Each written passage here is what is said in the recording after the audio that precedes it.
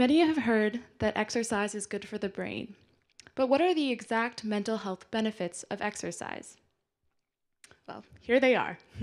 Here are the 12 clinically identified mental health benefits of exercise, and more are added to the list every year. Now, take a moment to picture the last time that you went to the gym.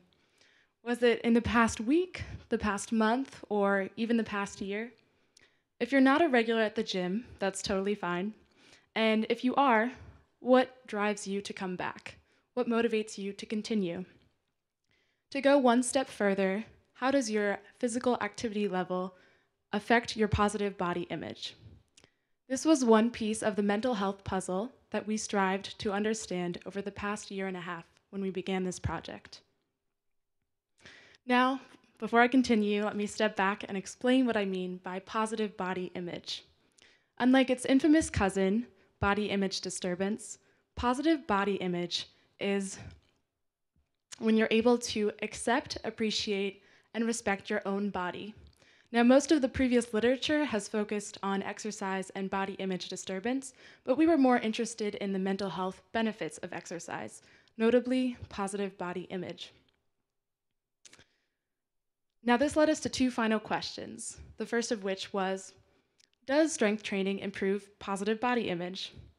The second has to do with motivation. So we wanted to know if a specific motivation could influence whether or not your positive body image would increase or decrease, and by how much, following exercise.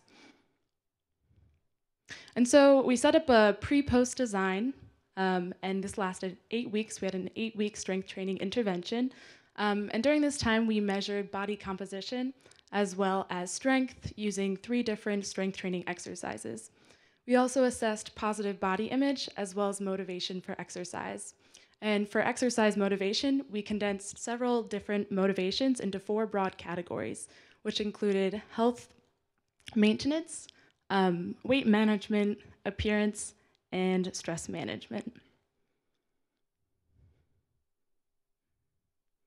Now, if you take a look at the graph on the left, you can see that in response to our first question, we did find an increase in positive body image in 2 of the 3 subscales.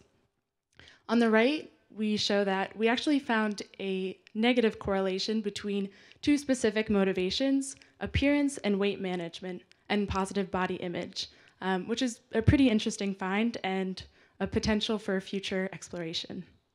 Now, we wrapped up this project in the fall, but we wanted to continue into the spring, so we decided to have a spin-off study, which we began in January. So we decided to shift gears a little bit, and instead of looking at motivations for exercise, we wanted to explore the effects of exercise on stress. And stress can be quantified by the concentration of cortisol in the body, which is a hormone that is released during moments of stress. So previous literature has indicated that long-term exercise can actually decrease the cortisol response and the cortisol release, leading to decreased stress levels. So this was sort of the basis of our inquiry for this project. And so we set up a similar 8-week strength training intervention design, this time with the added component of cortisol measurements. So we developed a 90-minute protocol which involved 4 different cortisol measurements via saliva sample. And the last part was the fun part, which was the Trier social stress test. So during this test, we had participants present a 2-minute presentation to a panel of behavioral experts. They had to present why they were the best candidate for the job of their choice. And following this presentation, they had to do a series of complicated math problems right on the spot. So naturally, this was to induce stress in the participants. And so I find it only fitting that I'm up here now giving this presentation to you all. This is sort of like my 5-minute stress test.